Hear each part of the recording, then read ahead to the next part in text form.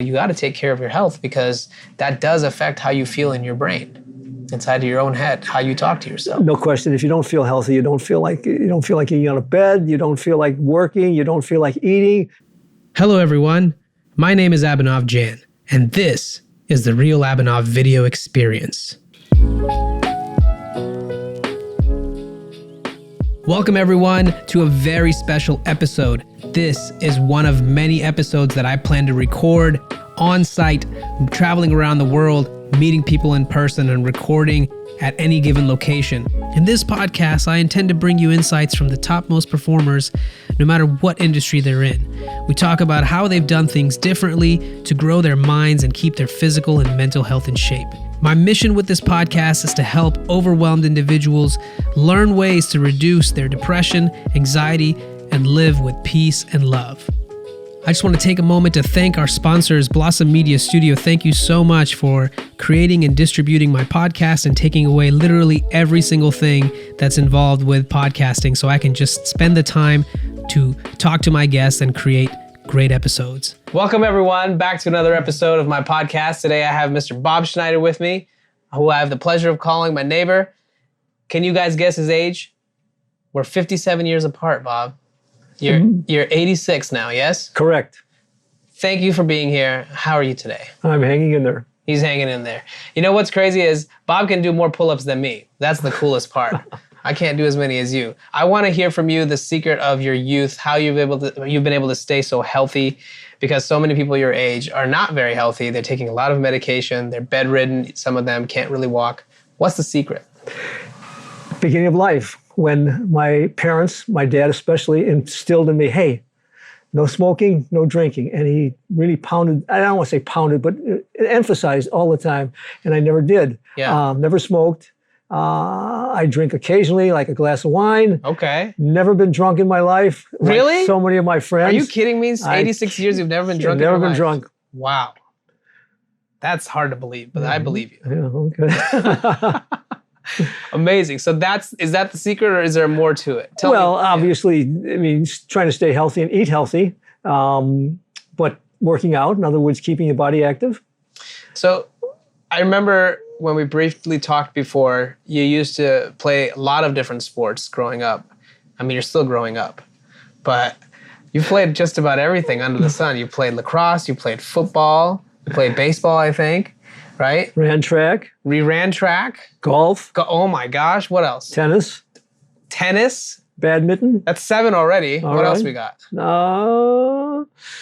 Ping pong. Ping pong. I mean, that counts. Table tennis, sure. Okay. I mean, it counts. That was always for fun. But that's so crazy. You've been playing all these sports your whole life, and that, I guess, kind of instills that whole, we have to stay active to keep ourselves healthy at the end of the day. So what I want to know is, of course, it's important to exercise, but it's not just exercise, it's also diet.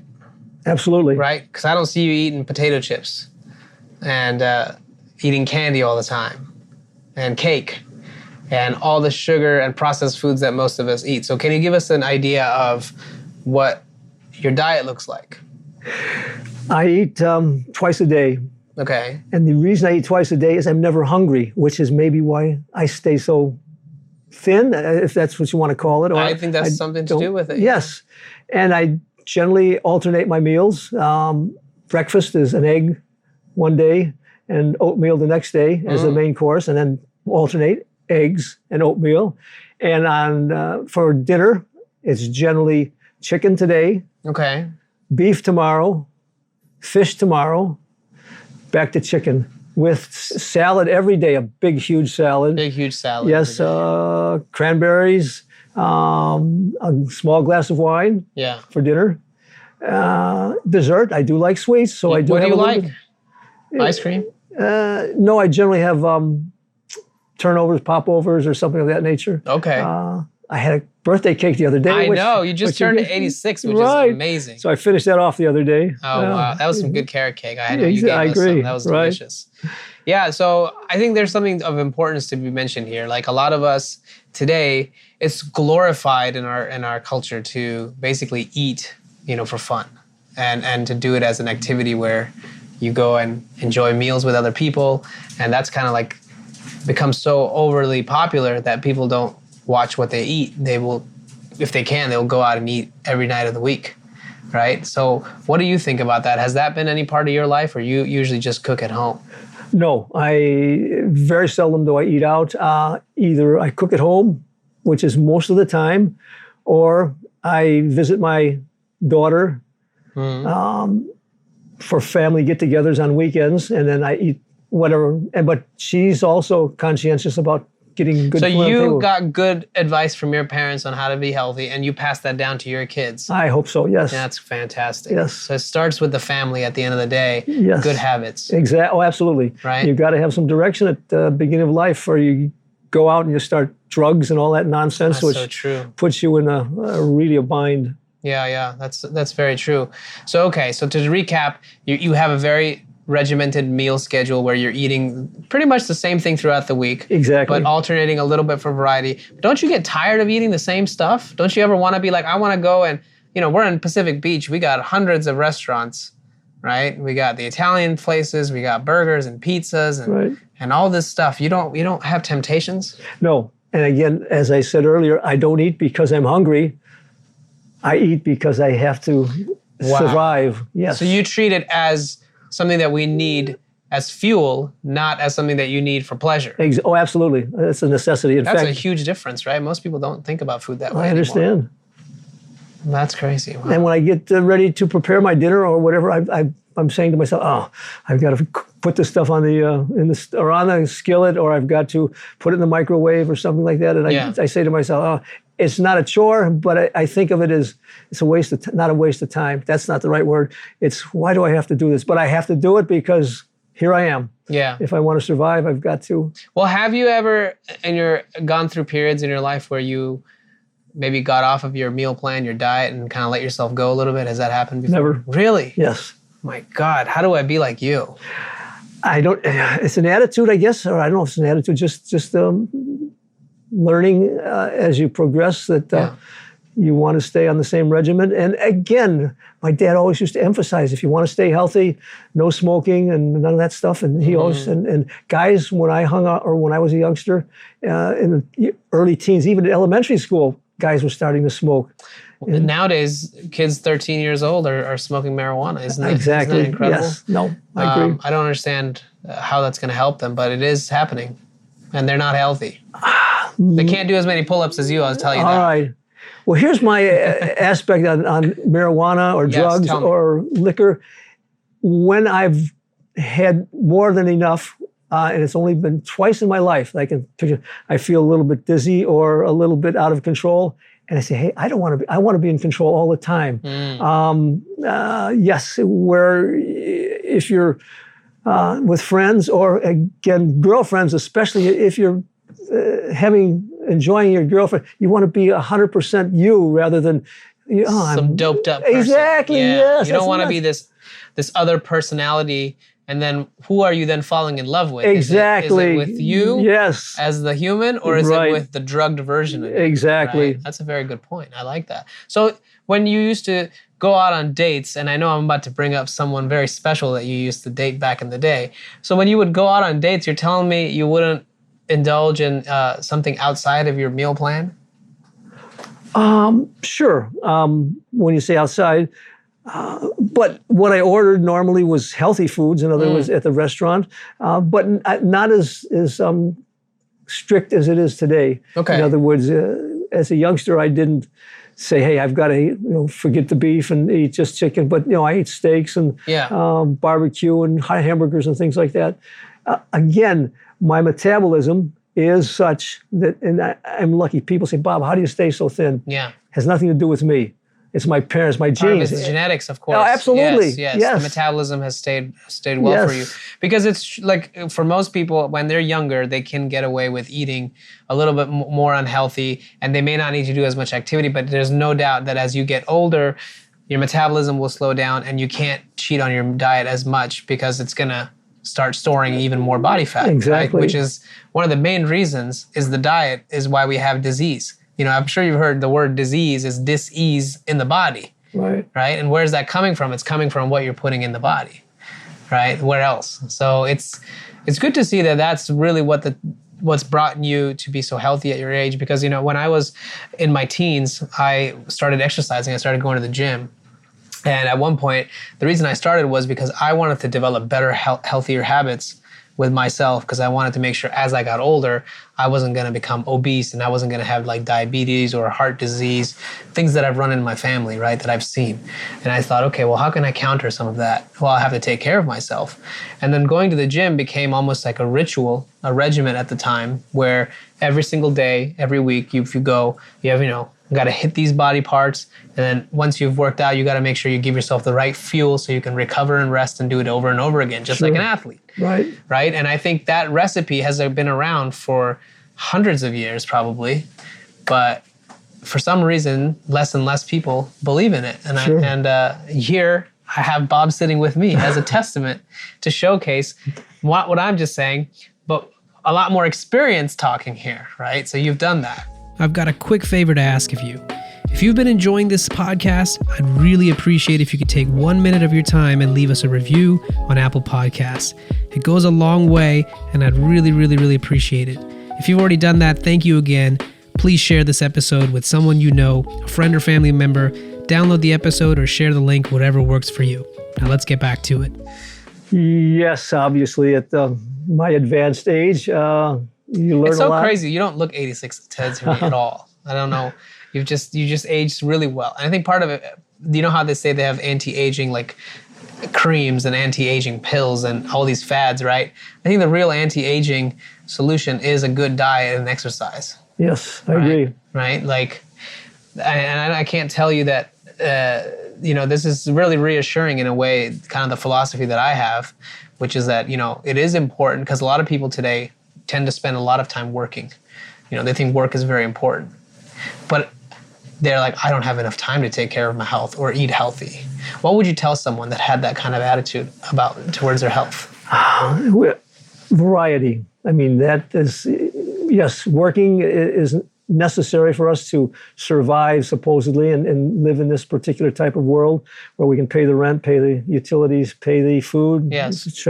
But if it's working, well, that old saying, work and no play makes for a dull boy, a dull man, or a dull lady. Yes. Yeah, I can see that. So you've got to have a variety. It's just like with your food, you have to have a variety. You just can't eat meat only and not have the salads. No vegetables. Fruits and vegetables. Yes, correct.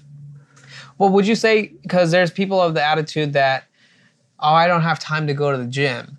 But the reality is, I don't think you go to the gym, but you work out from home. Yes. And how long do you exercise, would you say, a day?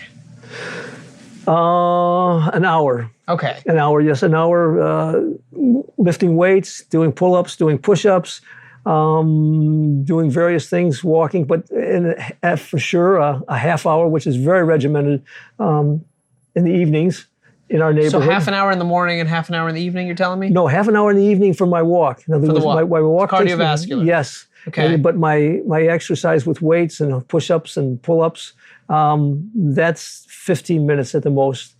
Wow. It doesn't take a lot because you really get your heart pounding with 3 or 4 pull-ups and a bunch of arm exercises, yes. Well, there you have it, folks. I mean, we got weights right here to prove it to you, but the reality is you don't have to spend hours and hours if you're doing it consistently. 30 minutes will get you results. Oh, absolutely. Followed by a good diet. Yes. Right? You can't cut the diet. Exactly. That's the part where I think most people really fail. Okay, well, I want to change the topic a little bit about you. I want to hear around some of your background. When we met, I found out something fascinating about you, that you are a stud. Back in the day, you used to date Marilyn Monroe. Is that right? No. That's not right? Oh my gosh.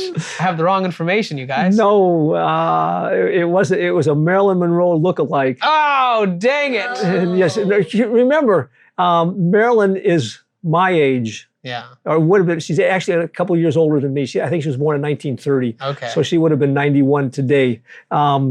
The picture you saw was actually, she was a dead ringer for Marilyn Monroe. Oh my gosh. At the time that picture was taken, I was 75, probably 10 years ago.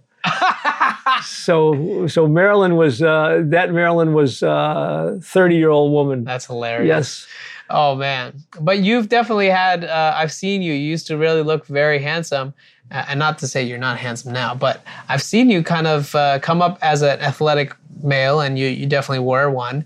So I've seen, how has that influenced other parts of your life, like keeping yourself mentally healthy and physically healthy, through, I mean, we're taking a history journey here. Like, how would you say that has helped you in other areas of your life? Like, well, sports, again, especially the team sports like football and baseball, but even tennis and golf. In golf, you're not playing by yourself. You've got partners. Yes. So you're introducing yourself to people, and people are introducing themselves to you. Yes. So there's a chance of meeting new people. In the case of tennis, you go to a tennis court that you've never been to before, and you introduce yourself, or people come up to you, would you like to play? And again, and that's, in recent years, tennis has been an area that I've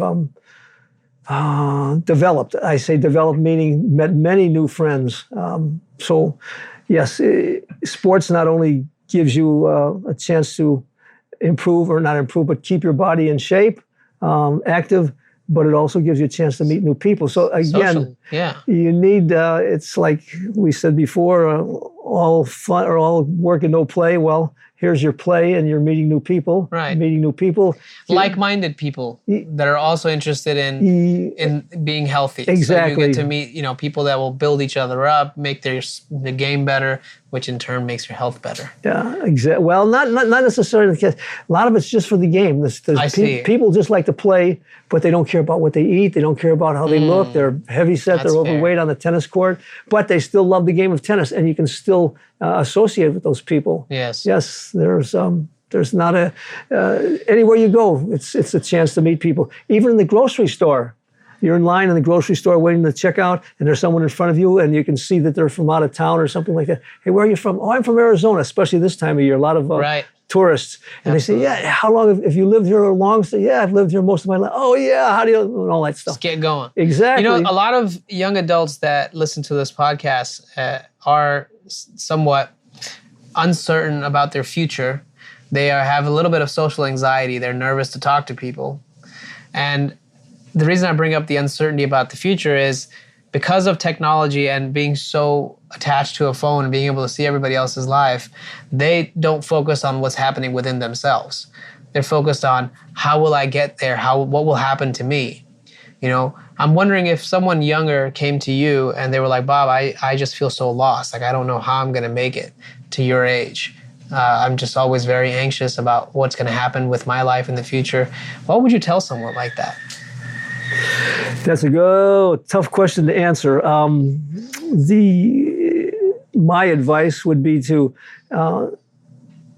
talk to yourself. I shouldn't say that. Let me give you a real good example. There's a gentleman by the name of Wayne Dyer. I know Wayne Dyer. All right. Read one of his books. One of his most not most popular books was Your Erroneous Zones. I read that when I was 40. And it opened my eyes to a whole new world. It's just, don't blame yourself. It's not, your erroneous zone is you. It's in your head. So you've got to start thinking positively. Yes. Yes. You cannot blame yourself. You cannot. Oh, no one loves me. I can't meet new people. I'm afraid to say hello. Go for it. Which is, I mean, it's easy to say. For some people, it's not that easy to do.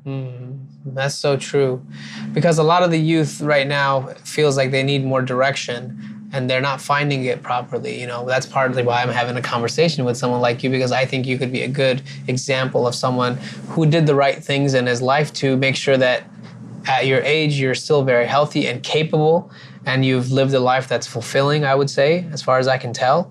Would you consider your life very fulfilling? Yes.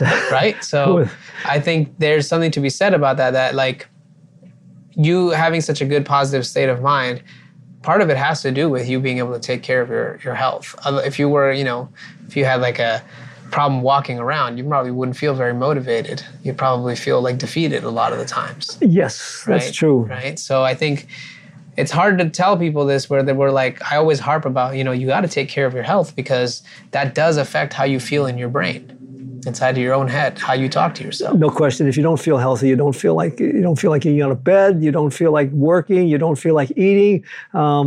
These people that have COVID in recent months and this past year and a half, they feel terrible when disease is most prevalent. Yeah. And but when they feel, or when the disease leaves, and most of it does, if you want to call it a disease.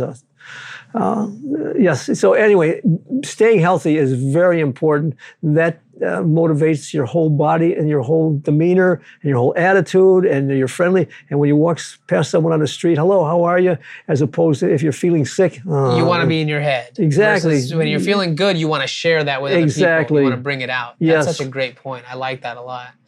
Okay, on the same lines, the other thing that I always hear is, well, I don't know what career I should go into, or I've finished college, or I'm about to finish school, and now I'm not interested in what I'm doing. You lived almost 9 decades now, right? Yes. Roughly. So I'm sure you've had several different career changes and things that you've developed over the years. So what would you tell someone that's young who feels afraid about the choices that they're making in their 20s, about a career?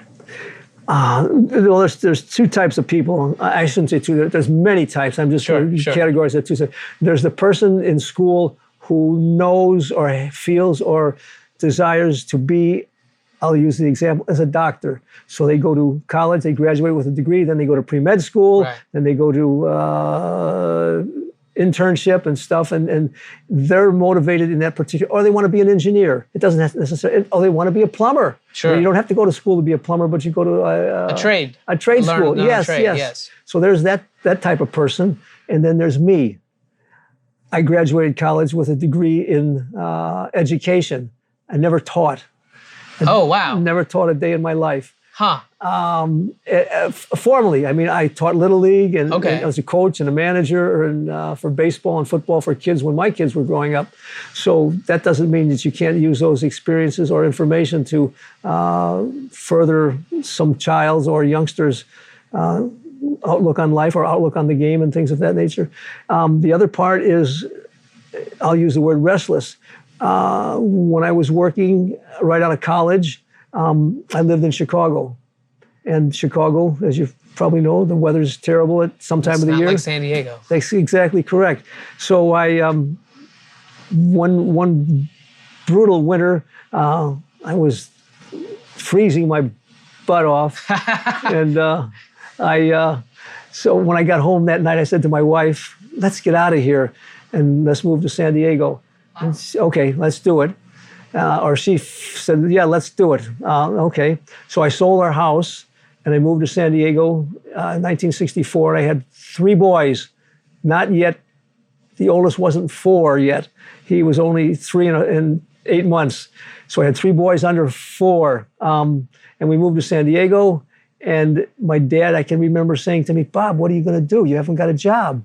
I said, right, but I'll find something. Anyway, back to that question. No, you keep going. I think you're on the track. Yeah. That question, how do you... What do I do? Exactly. Yeah. Well, if you've got that positive attitude or... That I will figure it out. Exactly. Yes. Yes. So I moved into our new house, bought a house without a job. Yeah, in 1964, you could do that. How much did you pay for a house in 1964, do you think? I know exactly how much I paid, $21,000. Oh my God. Brand new house in a beautiful neighborhood. Yes. Oh man. So I got here and then I started looking for a job, found a job again as a stockbroker. Okay. As a stockbroker? Yes. And you didn't know anything about the market? Oh no, I was... You were studying it? Yes. I always studied it from the time I was 18 or 19, 20. And had a job as a stockbroker for 7 years and got the market that was not acting very well in the late 1960s, early 70s. So I left that job, opened a business in St. Louis with my brother, who was still living in Chicago. What was the business about? Reconditioning computer ribbons. In those days, the printers were gigantic. Yes. And the ribbons were 20 yards long and 15 inches wide. For the people that don't know, the ribbon is the piece that actually is used to print onto sheets of paper. Is that right? Yes. Yeah. Basically, the ribbon holds the ink. It holds the ink. It's the thing that transfers the ink. Yeah, and you type onto the ribbon, and the ribbon transfers it onto the paper. Right. Yes. Got it. So we reconditioned computer ribbons, and I did that for 9 years. Again, got tired of doing that. So moved back to California. I had 3 sons, and now we're teenagers rather than under 4. So they moved in with me. So I had 3 sons, teenage sons, and 2 of their friends came along. So we had 5 party in the house. 5 teenagers in a house with all men. In the house yes, there, Bob. yes.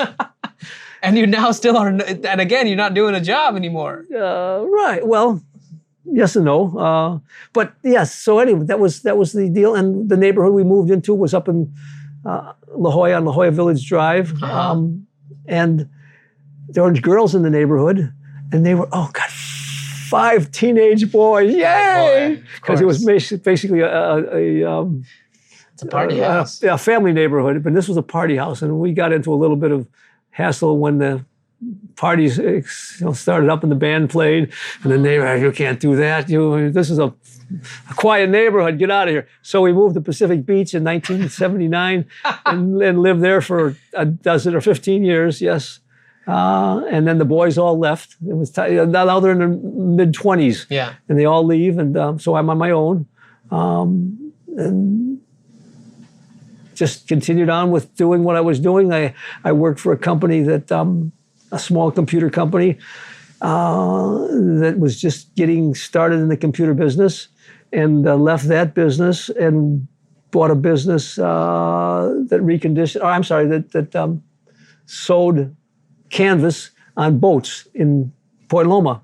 Canvas, what do you mean? Like art? No. The canvas, when you have a boat, you have, especially sailboats, they have sails. Uh-huh. And the sails have to be covered from the sun or they'll rot. I see. Okay. So So you bought a business that sold canvas for boats? Made canvas. Canvas for boats. We're making it. We had a sewing machine and sewed the canvas. So hold on a second. So you started, getting a degree in education. Yes. Not ever teaching. Yes. Except coaching some teams in sports. Yes. And then you moved to California and you started working as a stockbroker. Yes. Okay. And how many years were you a stockbroker? 7. So did you ever make any good money as a stockbroker, by the way? No. No. Okay. So you get out of that, and then you and your brother start a business where you are refurbishing or refactoring the printer ribbons.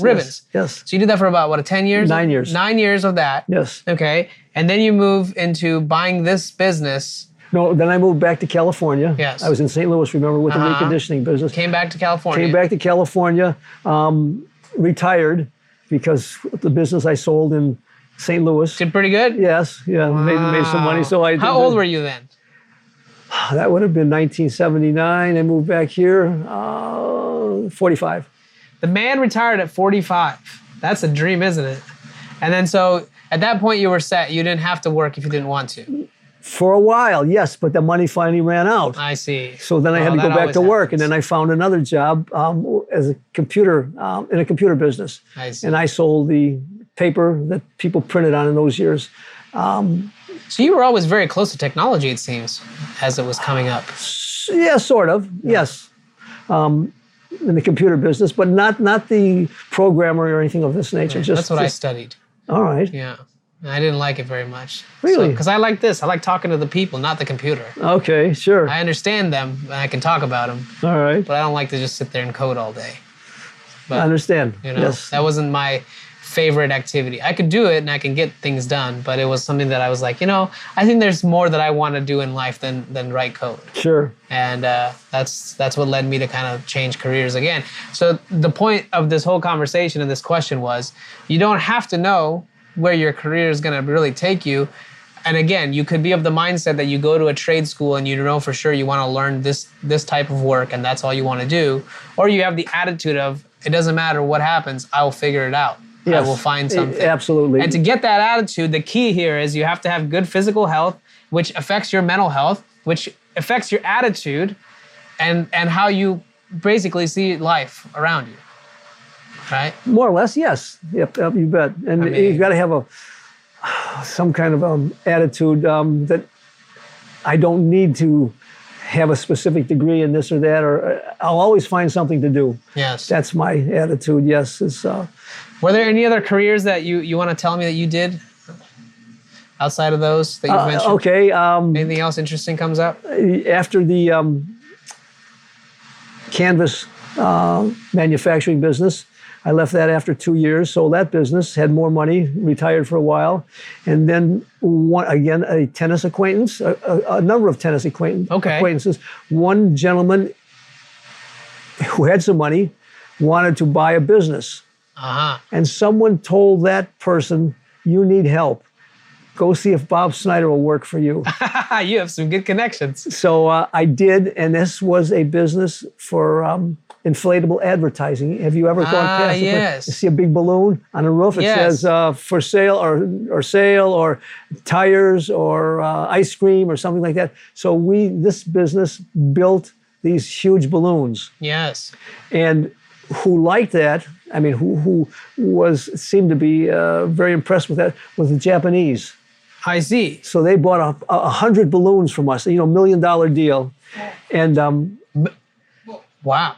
so the Japanese were having some problems, and they wanted someone to show them or give them a little bit of information. So the owner, who was not that gregarious or I don't want to say friendly, but able to help, sent me to Japan. Oh, wow. So I flew to Japan 25 years ago, 1995, and kind of did a little bit of help on getting the Japanese how they want to do it. And then I flew to Korea and talked to them. We didn't get any business out of the Koreans, but that was an experience for me of traveling the world, doing business. Exactly. Incredible. Not knowing or not being interested in doing that kind of stuff at the time, but the opportunity presented itself. Flying to Japan or visiting Japan was an experience, interesting. Yes. Yes. So that was another part of my. So after that job, again left that and retired, and came to live here. Yes, we're almost at that area. So I came because I was a senior, and there's senior apartments. They were close to my family. My mom was now moved to San Diego, so I was close to her. Yes. So I moved here. And I used to do maintenance work or handyman work on the side. So you learned a lot about that trade as well. Well, that part I'd always done. I feel like you're just the person that likes to learn. Yeah, interested. I'm interested in that. You're interested in what to keep learning, and I think that's a very valuable trait to have. Sure. To keep learning and keep growing. Otherwise, because many people, they stagnate too early, I would say. Or they feel once they've retired, I'm not going to do anything. I'm just going to relax and sit here in the chair and watch television all day long. Right. Yes. Like, I relate with you. I don't think I can sit still for very long. Anyway, another thing, humble. You're very humble, that's for sure. Retired 3 times yourself with $100 like deals, and then you would still do maintenance work. Oh, yeah. Well, good point. Never thought of it in that respect. Yeah, well, it is. I mean, because a lot of people think like, oh, no, that work is below me. Like, or if I've seen this, how can I ever do something here? Good point. Right? Okay. Right? Like you don't think of it that way. Right. Which I think is an entirely simplistic, but also a very humble attitude. Right. And in this particular case, working here or living here and walking out of my apartment to my car with tools, the manager said, "Hey, Bob, what do you do?" I said, "Well, I do maintenance on the side, He said, "Would you like to do the maintenance here at this building?" I said, "Well, let's see. And how much do they pay you, or how much do you make an hour?" I said, "Well, I charge $35 an hour." This was 22 years ago. That's pretty good money for 22, 20. Yeah, well, the company that managed this place at the time said, "Oh, we're not going to pay Bob $35 an hour. Will he accept 25?" And I thought, well, working here, I don't have to get in my car with my tools. You're right, I'm here and I can just go into the apartment. Great point. To work from home. Exactly. You were the pioneer, and now everyone's figuring out work from home. So after 2 years, they asked me to be the manager. Yeah. And I said, "No, I'm not interested in the manager. I'll continue being the maintenance man." And then the then manager left, and they said, "Would you be the manager now?" I said, "No, I'm not interested." Yes. So then the next manager left, and they asked me again, "Would you be the manager?" I said, all right. So 10 years ago, I took a little while. Yeah, so now I'm the manager of... You're playing hard to get, Bob. Exactly, yes. So there I am. So I'm now the manager. That's incredible. And the maintenance man and all that stuff. Oh man, there's so many good nuggets in that story. I want to take another quick moment to thank our sponsors, Podcast Backdrops. If you do any kind of video content or pictures online, or you're doing any sort of selling over Zoom calls, you really need to check them out because it will make you look professional from the get-go. Having your brand, your logo, and what you're all about behind you, hiding all your clutter, makes you look so much more professional when you put yourself out there on the internet. So check out Podcast Backdrops if you want to level up your game. I think the main point that I want our audience to figure out is you have to have the right attitude towards your life because you never know what kind of opportunities come if you're open to them. Exactly. There are people that, and there's so many jobs today that you hear about, I mean, because of the situation, and there will be opportunities. And someone will say, hey, that's beneath me. I'm not going to do that. Yeah. As in my particular case, what you recognize, I'll do almost anything if it keeps me living, keeps some food on the table, and you have to have money for that, and drive a car, and pay the rent. Well, because a lot of the youth today is stuck on, I don't know what I'm passionate about. Have you heard that before? Yes. So what do you think that is all about? No, I agree. And again, the first thing you have to do is earn money in the capitalistic society to survive. That's and true. Then if you don't like your job, obviously, when at the end of the day, do what you're passionate in or find another job. Don't be afraid to move on. Don't be afraid to move on. I think the youth is so scared to move on. I agree. Yes, some of them. And because we don't understand. Yeah, I think maybe part of it is just the inexperience. But again, it comes back to this mental attitude, this mindset of, you will be okay and you can handle whatever will happen, right? Instead of feeling like, oh, I shouldn't do that because I don't think I can survive anymore. Well, I think a lot of young kids, they feel like if I'm going to make a wrong choice, my life ends. That's a good point. So maybe my question to you is, are there any decisions or anything that you regret that's happened in your life? If you look back on your life, absolutely. You say, hey, if I would have married so-and-so rather than who I did marry, if I would have gone into teaching instead of gone into the work world, or that's not the right term. Another field, perhaps. Yeah, that's a better example, another field, correct. So I think we can all look back. I mean, this is Bob Snider talking now. You have to tell me yourself, do you look back in your life and say, hey, I wish I would have done this? I'm sure we all have. I think that's a fair point. But then that's different than regret, though. Because that's saying, if I look back and I made these other decisions, my life would have been different. Versus like... That's just hypothesis. I see. Rather than regretting. Like regretting is like, every day waking up, you're like, oh man, I really messed up. Like I really I shouldn't have done that. Like I feel terrible now forever. I don't know. I don't know. I'm hypothesizing with you. That's how a lot of young adults feel right now. Like the ones that we've seen that are hopeless, not everyone, but the some that do feel hopeless are thinking that way. They're it's not even that. Like they're afraid to make the step because they're afraid to make the mistake, but they never done anything. They're afraid they're going to fail. Exactly. Being afraid to fail. What would you say about that? Again, that's the attitude. You've got to instill in yourself and put that mindset. And I say, how do you put a mindset in your mind? I don't know. I'm not phrasing it properly, perhaps, but it's in your mind when you feel confident that, hey, I can do anything. Why? Like my dad said, Bob, you haven't got a job. You've got 3 children. You're moving to California. How are you going to support them? What are you going to do? My mindset was, when I get there, I'll find something to do. Yes. I'm not afraid to take that challenge and to explore things like that. And you won't give up until you find something. Oh, absolutely. I mean, that perseverance is... Yes. But again, moving, I had no choice. Remember, I've got 3 children, a house.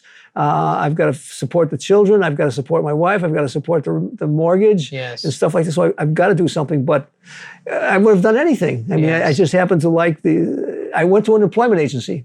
And the guy opened a big book, and he said, "What about this? What about this? All kinds of jobs. What about a stock? Oh, I'm interested in that. Yeah, let's go there, that route." So I went and interviewed, and they hired me and stuff. Yes, so that's how that came about. I love that. That's fantastic.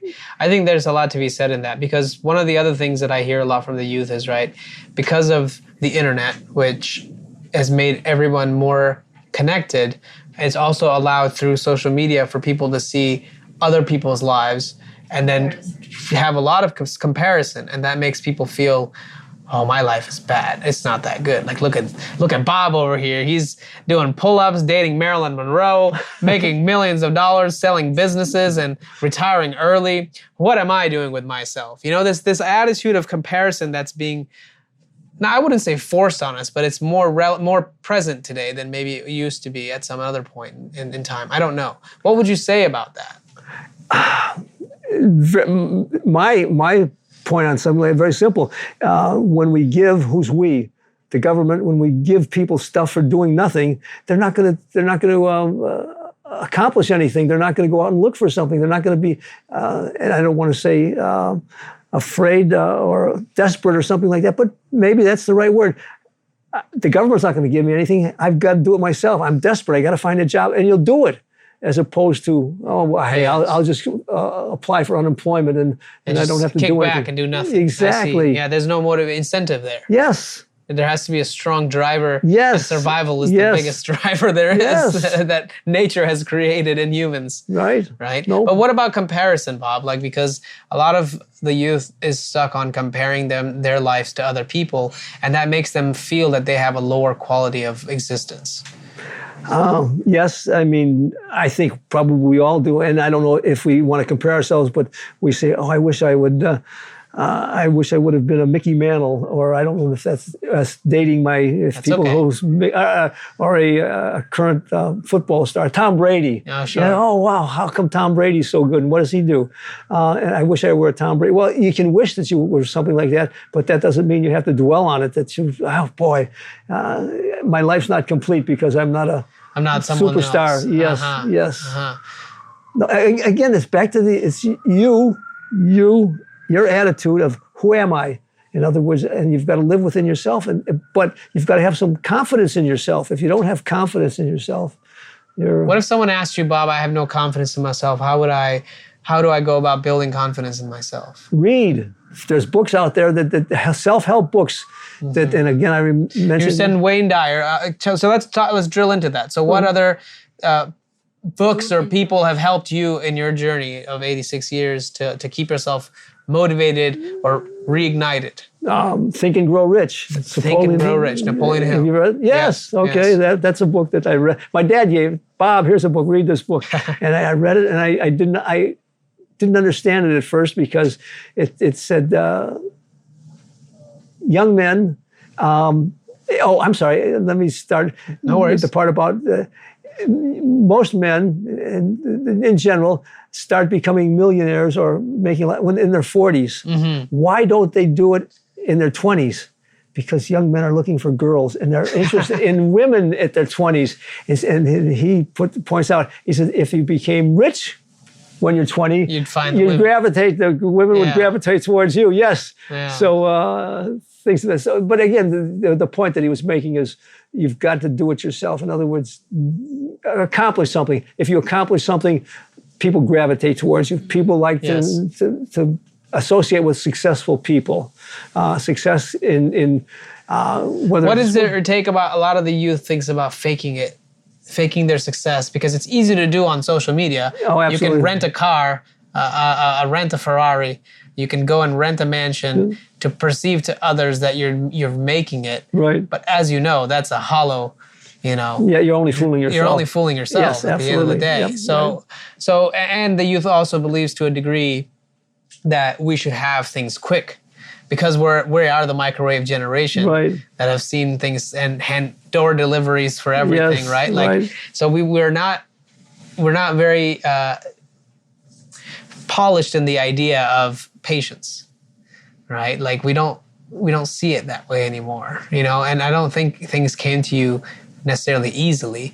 I mean, eating right and exercising is easy, but most people can't do it, right? They don't have that patience to prep their meal, to take time out for themselves. The discipline to do it, yes, right. I feel like they go hand in hand, wouldn't you say? Patience and discipline. Yep, you bet. Right? They're basically two sides of the same coin in my book. So Bob's a smart man.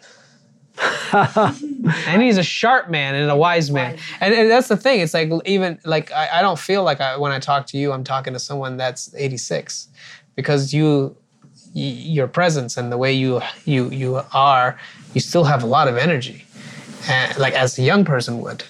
When I see a lot of young people who are coming to me, they're very like, like, oh, and a lot of them are doing, smoking too much marijuana or drinking or tobacco, and pornography on the internet, which is very popular now. And they're not focusing on, they don't see what is there that's beautiful about life. Sure. Go ahead, you can take that.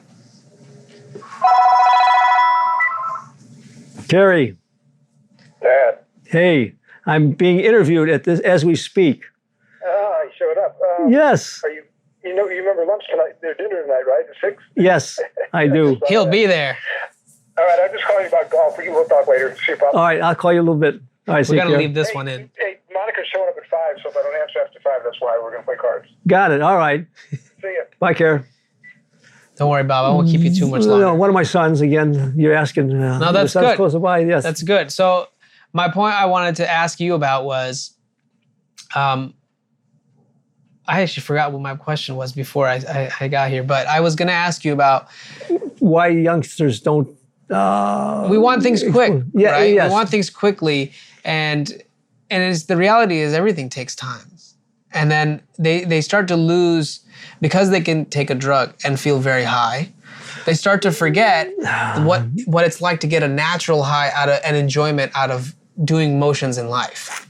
If that makes Perfect. sense. I like that. Absolutely. And that's my I think the theme in my life has been stay sober, and what you're feeling is 100% you, rather than 50% marijuana or alcohol. Or alcohol, right? Or yes. No. Again, people say you've never smoked, you've never taken a drag on a cigarette in life?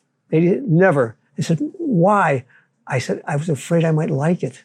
And then I'm going to get hooked. Get out of here. I was afraid I might like it more than my actual life. Exactly. And I won't enjoy my life. Exactly. When actually you have to live more time in your life than you do under a drug influence. Exactly. Oh, absolutely.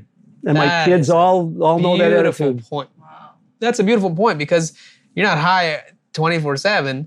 You can be high for a while, but then all of a sudden you come back down, and then you have to live with whatever it is here.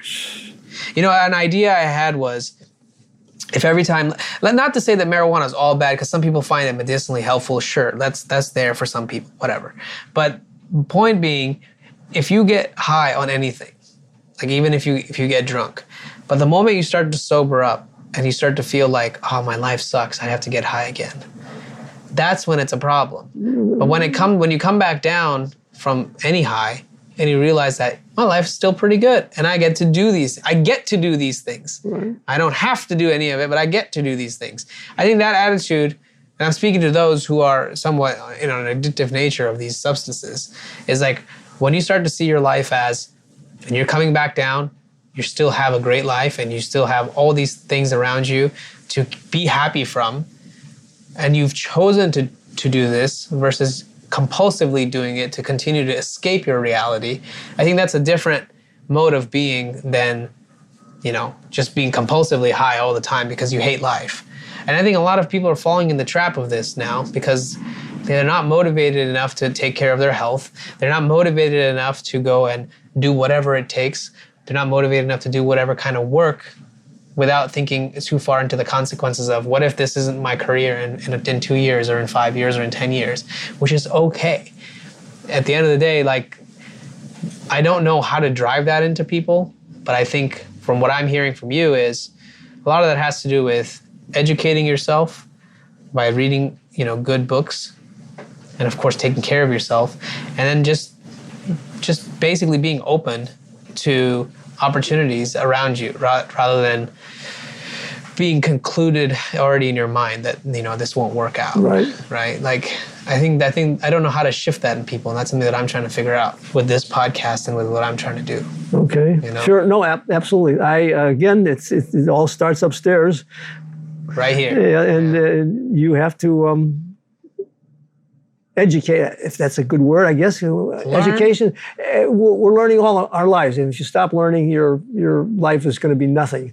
Yeah. And I don't want to say nothing. That's not the right word, but unfulfilled. Mm-hmm. You want to keep it. And I read books not that often, or not as much as I used to, but I still read books and interesting things I see. And I just picked up something I got in the mail yesterday about nutrition, and I'm reading about nutrition. 86, he's still learning about nutrition, and the man already has good nutrition.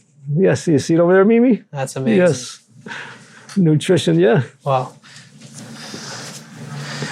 So, yeah. Right. The point being, like, you can, there's this attitude of being a student that I think is so valuable, always wanting to learn. Sure. Versus, I already know. Right. The internet is great. I'll see a word. What is that word? And I'll go to a search engine. Yes. Or where is this city? And I'll go to a search engine. Or what is this meaning? Or what does this phrase mean? And I'll go to the search engine. Wow, there's so much stuff that's available quickly before I had to go to my... You got to go to the library. Yes, and open a book. And search for a book. Here I can search for it in my living room. I don't have to go anywhere and educate myself or find out what I need to know. But I'm doing it all the time. Yeah. And my kids always tell me, Dad, use your phone, your smartphone, when you want to know something. What do you think? Are you familiar with social media at all? Sure. You are? Okay, so what do you think about social media? Well, what I think, I know what it is. You asked that question. Yes. I don't use it. You don't use it? My kids say, Dad, did you see Facebook today? Or look on Facebook or Twitter or something like that. I say, that part I don't get into. I mean, I don't get into... Can you tell me more about that? Like, is there a reason? No, I'm at that age bracket where that was not part of my... It wasn't part of your life. Exactly. Yes. We're youngsters, I mean... That's like their wake-up breakfast. Exactly. In fact, a smartphone, you see them walking across the street. And they're walking and looking down. Exactly. Yeah, yes. And what do you think about that? I mean, it's a shift. Like, I mean, I don't know if we're going to be able to change it, but... Good point. Who's your friend? My smartphone? Phone, yeah. Or when we were kids, and obviously when we were kids, I mean, it was 3 or 4 people walking home to school and walking to and from school every day, especially in elementary school. Today, you're not walking with your friends. No, you're walking with your phone. Exactly. And people would say like, oh, well, I have my phone. This is where I talk to my friends. Exactly. Part of it is like, I'm not trying to demonize the phone or the technology. The reality is, the phone isn't what you're after. You're after the connection with the person on the other side of the phone. Yes. Right? I mean, and that's the important part. But the challenge is, I think, with social media is there's an overload of information, right? Because it's not something that you decide what you're going to see. It just shows up on your feed. Yes. Right? So part of it is just overloaded information. And the other part of it is that most people aren't intentional with their use of these platforms. They've become compulsive.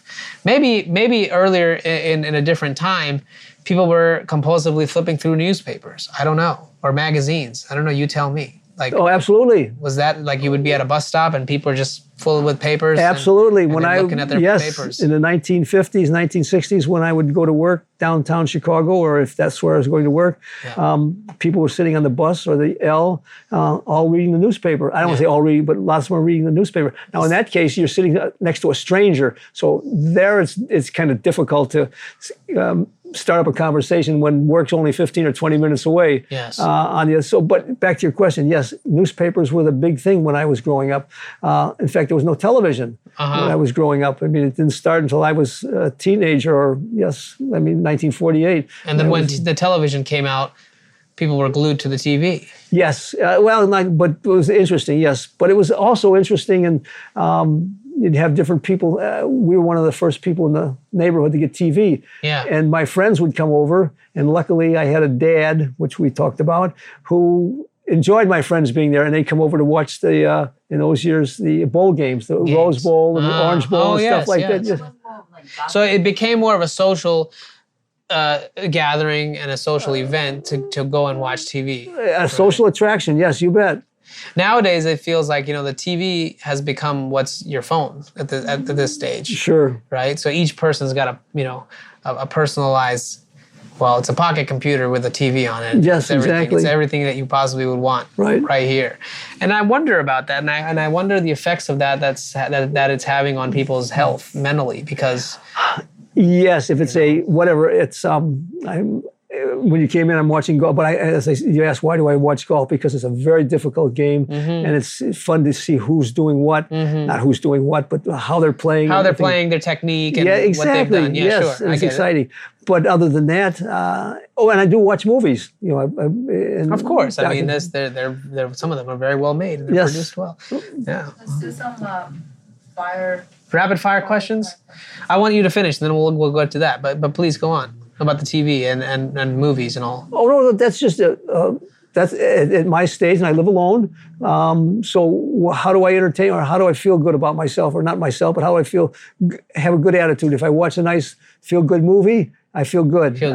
If I'm watching a golf match and there's some a favorite golf player that I like and they're winning or close to winning, oh boy, this is exciting. I hope So I Joe think wins. what you're getting at is what you consume will affect how you feel.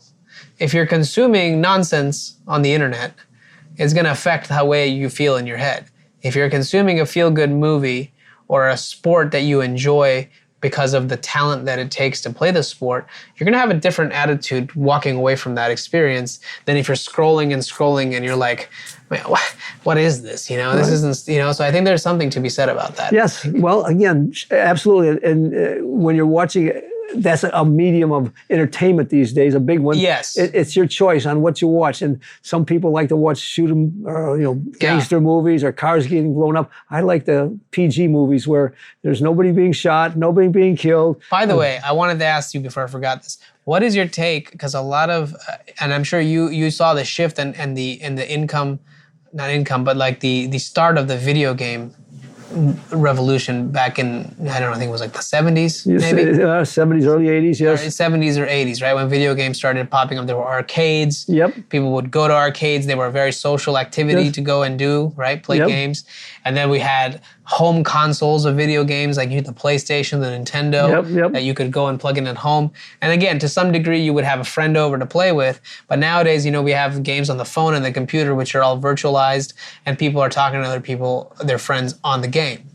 But then that's becoming a lot of their time is being sunk into the game, right? And my only challenge there is, and I'm wondering if you would agree with me here, is it's fine to be social that way because that's just the way we do things. So there's no reason to spend enough energy demonizing the technology. But the reality is, if you aren't taking the time out of your day to go and exercise, to make sure you are between those games not eating Cheetos and M&Ms, you're eating healthier food, that's not going to make you feel good. No matter how much games you play, no matter how social you think you are, you still have to do the fundamentals. It's almost like the whole thing we started this conversation with, which is taking care of your health. Those are basically the fundamentals of feeling good as a human being. I don't know. Yeah, yes. Again, we discussed that earlier. If you don't feel good, your attitude and your life is I don't want to use the word miserable, but certainly not as fulfilling as it could be. And yes. You want to be happy. I mean, and how do you become happy? By doing the things that make you, but they all have to be constructive. Constructive activities that make you happy. Yes. Not destructive drugs and like you say, well, here's a good example, because it hits the nail on the head as far as I'm concerned. All these youngsters inside, like you say, playing these games and not getting out. Our country is overweight by a huge amount. Most obese country in the world. Yes, and I can show you pictures in 1940 or 41 or when I'm in elementary school, and all the kids sitting there. There's no obese kids there. There's nobody obese. Now, yes, but everybody, once they went home from school, out to play again. I mean, that's all we did was play. Yes. And now our physical activity has gone down, and our virtual activity has gone up. Yes. And that, I think, is the real core of the mental health and the physical health epidemic that we're in. Yes, it's an epidemic. You're right. Right, I mean, and then you can see it translate in our politics. You can see it translate in our behavior with other human beings and in our culture as to how we feel. as a culture, and you can see it. We're not a healthy culture anymore. Right. It's gratification, and the gratification, like you said, is eating Cheetos and potato chips and sitting there in front of your Nintendo or your PlayStation and not moving and leaving school and coming home. And yes, when I left school, I couldn't wait to get home and play. It was still to me, Bob, change your pants and put your play pants on. Don't you? You don't want to ruin your school clothes. Exactly. Yeah, oh man, yes, that's so funny. Couldn't wait to get home and do that. All right, Mimi, what do we got? We got some rapid fire questions for Bob here. I want to make sure Bob's not late for dinner. Oh, we've still got another hour. When you are not working, how do you spend your time? Okay, so Bob, when you're not working, how do you spend your time? Well, I'm looking at things in the stock market, so I'm searching. Still? Wow. Oh, absolutely. Really? Oh, What are you watching? What stocks are you watching? Have you heard of Bitcoin yet? Of course. Bob, you just keep surprising me. Wow. I've got friends that are into Bitcoin. into big time. Now, here's a good example of this. Not a good example, but a good explanation of knowing people all my life. When I was back in Missouri, reconditioning computer ribbons and coaching Little League baseball and football. One of the teams I was coaching, one of the players, a shortstop. Again, this is 1970, 1975. Yeah. And so in recent years, my boy said, Dad, call Mike. He's into Bitcoin. So Mike, I call this Johnny. He was my shortstop, a little tiny guy. Yeah. My shortstop in the 1970s. Now he's a grown man in his late 50s, early 60s. And he's explaining to me, yes, I have Bitcoin. My brother, and he's got two brothers, three brothers. Three brothers bought Bitcoin at $10, $15, $20 a coin. Oh my God. Yes. You are. So the Good Lord. one brother doubled his money in a couple of months. Yeah, I bet. And he sold his Bitcoin. The other two brothers, Mike, who I know, who's a roofing contractor, owns his own business, and his other brother, who is a doctor, they kept their Bitcoins. They're millionaires. Yeah, I bet. And he said, Bob, and he's explaining to me, he's the first one that educated me on Bitcoin a year ago. He said, buy it and don't sell it. And he said, I'm going to send you some Bitcoin on your smartphone. On a wallet, yeah. Yes, and he did. And he sent me $10 worth, and now it's $30 in a year. So $10,000 would have been $30,000, and $2 million would have been $6 million, depending. But anyway, that's back to associating with people and getting. You get to learn. Exactly. But tell me about Bitcoin. I'm asking this gentleman, Mike, tell me about Bitcoin. And he's explaining to me and how it works and what it is, and don't sell it. And he said, it's going to go up. And when I was talking to him over a year ago, Bitcoin was $20,000, and now it's 50. Yeah, it's 50 today. So, yeah. Exactly. How do you think Bitcoin works? I'm curious to hear from your perspective. I do understand it, but I'm curious how you would explain the value of Bitcoin and what. Well, the value of Bitcoin is my explanation, real quick, is the devaluation of the dollar. The dollar is going to be worthless. I couldn't say tomorrow or the next day, but eventually. Yes. When I was buying gas, when I first started driving, it was 25, 30 cents a gallon. Why is it $5 now or $4? Right. Even when I moved to U.S. in 2002, it was 99 cents. There you go. And it's $4. Yes. And so you see it. Gas isn't any more expensive. The dollar is cheaper. It's not worth it, what it used to be. Yeah. Yes. So inflation is the real. Yes. And the ability to keep printing money, and Bitcoin is a finite quantity. Yeah, exactly. All the above. Well, good thing I'm invested in Bitcoin, and Bob's got me on the right path here. So great. So you spend time. So you said you look at stocks. What else do you do outside of when you're not working? Of course, you work out. I work out. I converse with my family, as you see. They converse with me. Hey, that's important. Dad, how you doing? Okay. Very important. I don't, at this stage in life, I don't have a lot of, I don't want to say opportunities. I don't feel, and I don't know if this is me or people my age, but in my particular case, not only do I have the family, but I got 48 residents here that need my help. You're very busy. Basically, you're telling me when you're not working, you have something or rather another pulling for your attention. Okay, what else we got, B? What are you reading currently? Well, we already know the answer to that. We got a nutrition action book there. Yeah, Anything well, else? that's something that comes in the mail. Yes. What am I reading currently? You don't have to pull it out, but you can tell us. A Wayne Dyer book. A Wayne Dyer book. See, look Yes. at that. 86 and still looking to be better. And this one is, I don't want to say fascinating, but very interesting. It is Wayne taking famous sayings from people like Cicero and Michelangelo, and taking one of their phrases and William Shakespeare, and then analyzing that particular phrase. Right, dissect, like looking between the lines. Exactly, and he's giving us Wayne Dyer's take on what these people said. And again, Cicero, for example, was 2,000 years ago, and some of the information that he principles that try to pass the test of time. Exactly, they're still with us today. Yes. Yeah, it's amazing. What is your hidden talent? Oh, Hidden talent. Yeah, we got a hidden talent, Bobo. Hidden talent. Come on. My BS. And I don't mean Bob Snider. All right, what else we got?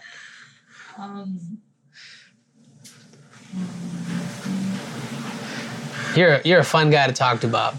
That's my BS. Yes, I'm well, and you know, while she's looking it up, I'm curious because part of it is like a lot of this younger generation that I have the privilege of talking to, some of them have very bad relationships with their family. And in the sense of, you know, maybe they've done something that their parents aren't happy with, like whether it's their drug use or whether it's their habit of not doing their chores or not doing, you know, getting rid of the habit of the drugs or whatever, you know, and you as a father and of course someone who's helped a lot of young people over the years, what would you tell someone that's younger and doesn't have the best relationship with their family? Like, is there a way to still fix that? There's a way of fixing it. You just have to determine what the problem is and overlook it or apologize for it if apology is necessary. But yes, I see that often that people call and, I don't associate with my brother. In fact, I just talked to a gentleman the other day. He said, my brother died of COVID. And I said, really? I said, and what was the situation? What was he? Oh, Bob, he was 300 pounds. Yes. I said, well, did you? He said, I hardly ever associated with him. But anyway, the point is, here's two brothers. I have a brother.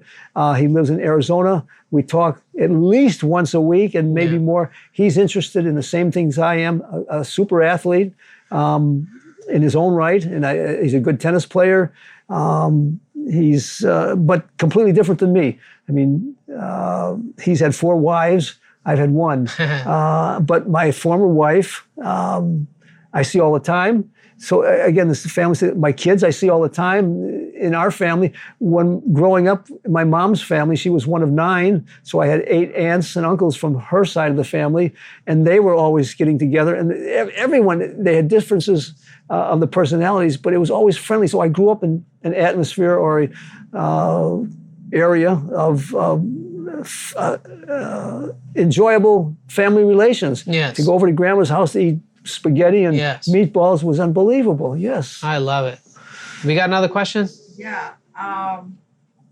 What is the one piece of advice that you will give your 18-year-old? Yeah, what would you tell the 18-year-old Bob? Stay away from, obviously, the one that resonates with me, stay away from drugs and alcohol. Absolutely. Don't use that as a crutch to feel good. I mean, feel good because of yourself and what you're doing.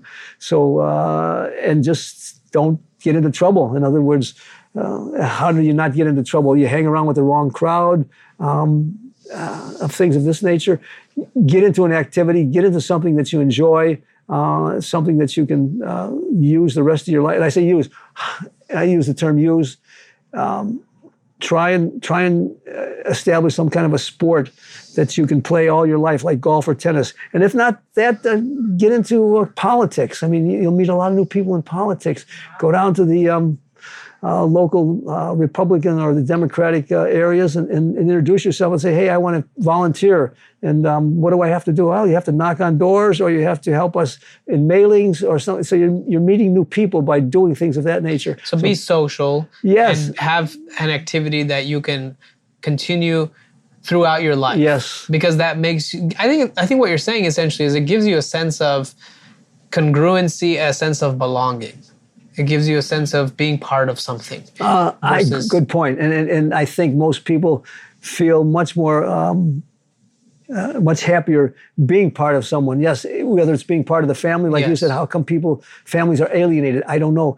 But there was someone said something many years ago. I remember, how come I have more friends that are not part of my family than I do my family? And that person answered, the friends that you associate with are friends that you choose. Yes. Your family you don't choose. You don't choose your family. So sometimes you have a dumb brother or a dumb sister or Sure. a mean dad, but when you're not going to pick those kind of people to be your friend. Sure. So that was a very, I had never thought of it that way, but that's some. So what do you tell a young kid? I mean, find the right people, hang around with the right people, don't hang around with the wrong people. I love it. Anything else? Yeah, I just want to know what are your favorite songs? Oh, one of my favorite songs. Yeah. My favorite songs, it's not so much songs. It's I like classical music. Classical music. And songs in my era. What are some of them? Like South Pacific. There's nothing like a dame, nothing in the world. Songs like that are Carousel. Songs from Carousel and songs of they call it the golden age of musicals. Yes. That was the 1940s and 50s. That kind of music I enjoy. Yes. What role do you think music plays in our life?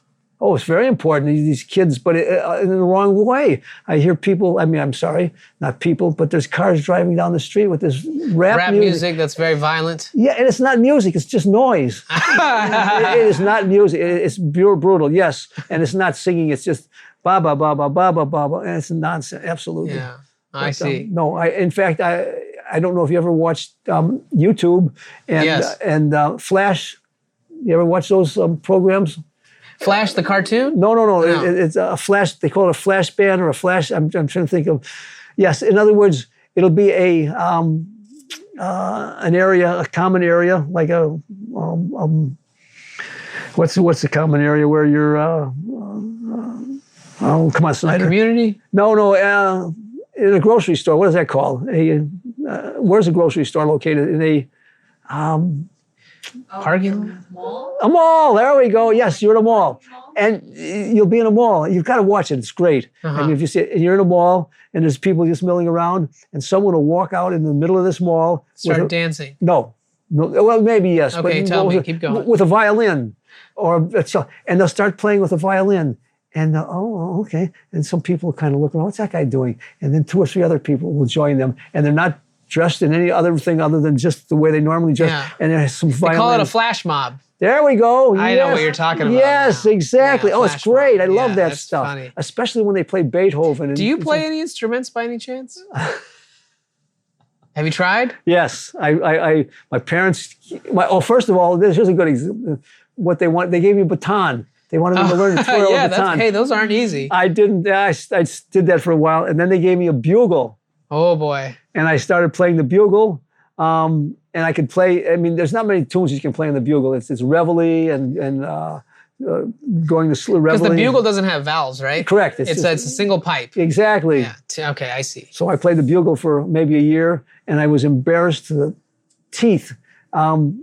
They asked me to play at the assembly in elementary school when I was probably in 7th grade. Yeah. To play Raising the Flag, and then whatever. So I was auditioned by 2 teachers, and it was perfect. So now it's the next day, the assembly's there, the whole assembly with all the kids, and I've got to play. How did it go? I was so nervous. It was terrible. Oh, boy. Embarrassed and nervous. That's funny. Oh, it was horrible. But you know what? You did it. Yeah, I did it. You Well, I did it. didn't do a very good job. But But that's okay. You still did it. You can't win every I time. tried. Yeah, and it was not that That's I couldn't do it. It's just that Yes. again, You got there's nervous your a little head. bit. Yes. Yes, Your head's yes. telling you, don't screw up, and I did. No, I can understand that. I played drums all All throughout right. school. Yeah, music was a big part of my upbringing. I would say it's All something right. that always made me feel a sense of belonging. Right there is a card on that printer. Mimi, can you see that card right on top of the printer? The printer right here. Grab that card. Let me see. What is this? The drum teacher? Drum seed. He's a rhythm coach. Yeah, well, he lives here. Okay. He lives on the first floor. Uh-huh. And he told me I sent him something last week about one of my sons was playing on KUSI on television. Oh, so I wow. sent him the link, this gentleman the link, because, I know, I didn't send him the link. I sent it to another tenant that lives here. That tenant told him, hey, Bob's son is a musician. So he said to me, I understand your son is a musician. So I sent him this link. And next time I saw him, he said, yeah, Bob, I'm a musician, which I played drums. And I've played drums all my life. I love drums. Anyway, here's the best sad part about that. Oh. He's 70 years old, 15 years younger than me. He lives down, he can hardly walk. Yeah. He walks, I mean, he is an old man. That's the thing, is like when you can't do the things that you love to do. Yes. Because your health isn't there. Yes. You know the old saying, health is wealth? Yes, absolutely. I would say you're a very wealthy man. Good point. And if you don't have your health, you don't have your wealth. I mean, you can be a millionaire, and if you're sick and what are you going to do with it? Right. 100%. Doesn't work. Yes. I agree. Have we got anything else for Bob? Are we good? We're good to wrap. Bob, I'll give you an opportunity. How's this? Since you got two younger people here, is there anything that you'd like to maybe find out from us? Anything that makes you want to ask questions about, or even about what I'm doing, or anything that maybe about me you want to know? Well, you know my background real quick. The first thing at your age, are you interested in having children? You know, I'm absolutely interested in having children, and I think I wanted to just make sure I had the right things in place, like being financially in a good position, being able to have an extra room for a baby, which we're getting towards now. I think I was telling you a little bit earlier that we're looking at a place here in PB that we're buying. So yeah, we're absolutely ready. Now it's just up to the universe to give us a baby. All right. Well, yes. No, Yes. Don't, I didn't like that first part where we're waiting for this and waiting for that.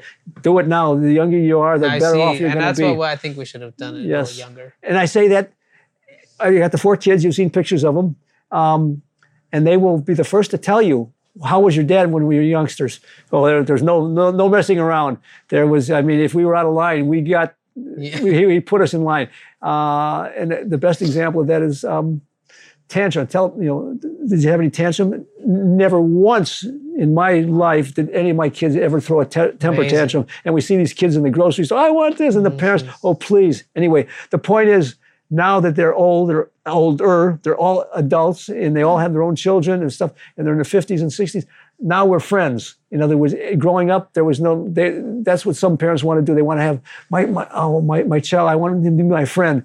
You don't. Not at first. Exactly, not at all. Until they're at a later point. Not until they're trained, and I say trained. I think I have a question for that. It's like a lot of millennials like us, so we're more millennials than young adults. We always somehow get to this point in life where we want to have everything set before we can have family. Right. It's that fear. So what that fear of what would we do? Because you moved to California. Well, it's his attitude, it's his mindset, I would say. He had the like mindset. How what can we do to help, or like what would you tell the millennials that are so afraid of not having it together before have family, because they regret after, but then it's too late because you're older, you cannot have kids, but that's too late. No, you just don't tell someone stuff like that. You just say, do it. I mean, in that particular case, that's the most important part of life. If you don't have children and don't procreate, we won't have a society in 20, if all the millennials say, hey, I'm not going to have any kids, the world's going to fall apart, it's falling apart in a handbag, and we grow up and there's no one here. There's no one here to no doctors, no nurses, no electricians, no one to drive taxi cabs, no one to put food on the shelves in the grocery stores. You got to have an ongoing society, and if you're gonna, you got to do it. I mean, having children, you got to do it. Anything else, Bob? No. That's it? Thank you so much, Bob. I had a pleasure talking to you. A strong grip. I'm like a little, oof. Before I go, you promised me you were going to show me you doing some pull-ups for the camera. Are you ready for that? Oh, absolutely. Okay, well, we can get rid of the microphones. Yeah, just say bye. And thank you, everybody, for checking out this episode. We're gonna be right back with Bob doing some pull-ups. But also, if you have any questions on what we talked about today, do let us know so we can come back and ask Bob. Bob, thank you so much. Oh, you're welcome. My pleasure. I hope you enjoyed this conversation. I did. Yes, Good. intriguing. That's great. I'm glad to hear it. Thank you, everybody. We'll see you next time. Thank you for checking out this show. I really appreciate your time, and I can't wait to hear from you. If you want to give me any feedback or want to get in touch, know someone that I should put on the show, reach out to me on Instagram, TikTok, LinkedIn, wherever you are online. You bet you can find me there. Just search for The Real Abhinav. Thank you, and we'll see you next time.